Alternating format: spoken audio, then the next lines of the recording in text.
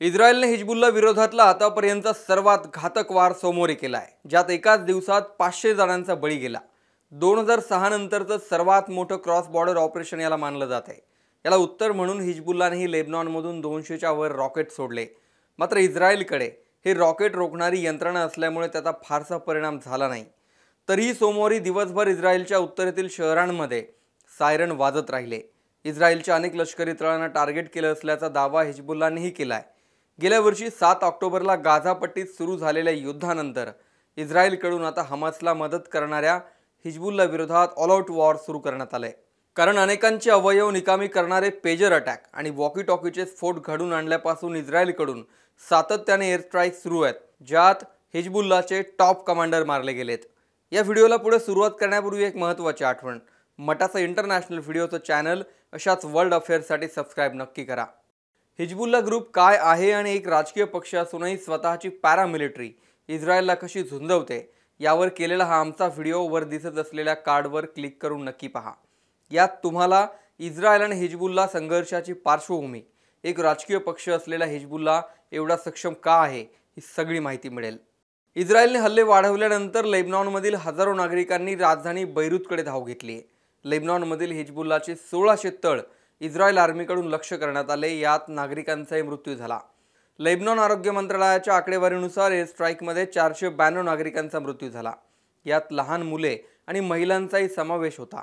अनेक विचलित करणारे फोटो आणि व्हिडिओ समोर आलेत, जे आम्ही तुम्हाला यूट्यूबच्या गाईडलाईन्समुळे यावेळी दाखवू शकत नाही।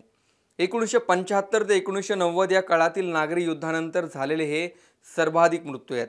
या एअर स्ट्राईकनंतर हिजबुल्लानेही उत्तर इस्रायलच्या दिशेने 200 रॉकेट डागले। इस्रायल आर्मीकडून हिजबुल्लाच्या रॉकेटचा लॉन्चरसह फोटो रिलीज करण्यात आलाय। लेबनॉनमधील हल्ल्याची माहिती तातडीने अमेरिकेलाही कळवण्यात आली। बैरूतमधील नागरिकांना इस्रायल आर्मीकडून आधीच हिजबुल्लाच्या शस्त्रसाठा असलेल्या ठिकाणांपासून दूर जाण्याची सूचना देण्यात आली। फ्रान्सकडून तातडीने संयुक्त राष्ट्राच्या सुरक्षा समितीच्या बैठकीची मागणी करण्यात आली आहे। याशिवाय इस्रायलच्या हल्ल्यांमुळे पूर्ण मध्य पूर्वेतील देशांनाच यात पडावं लागेल असा तुर्कीचा इशारा आहे। आम्ही या युद्धात पडावं यासाठी ट्रॅप लावण्यात आल्याचा इराणच्या राष्ट्राध्यक्षांचा आरोप आहे। इजिप्त एअरलाइन्सने या घटनेनंतर बैरूतला जाणारी आणि विमानं रद्द केली आहेत। हिजबुल्ला विरुद्ध इस्रायल ही परिस्थिती एवढी घातक वळणावर पोहोचली की जर यात मध्य पूर्वेतील अजून एखाद्या देशाने उडी घेतली तर इस्रायलला एकाच वेळी 4 ते 5 देशांना तोंड द्यावं लागेल। यापूर्वी इस्रायलने एकदाच 5 देशांना तोंड देऊन पराभवाची धूळ चारल्याचा इतिहास आहे। मध्य पूर्वेत या घटनेनंतर तणाव पसरणं स्वाभाविक आहे, कारण अमेरिकेची 500 लोकांचा मृत्यू झाल्यानंतर जी प्रतिक्रिया आली आहे ती मध्य पूर्वेचा राग वाढवणारी आहे।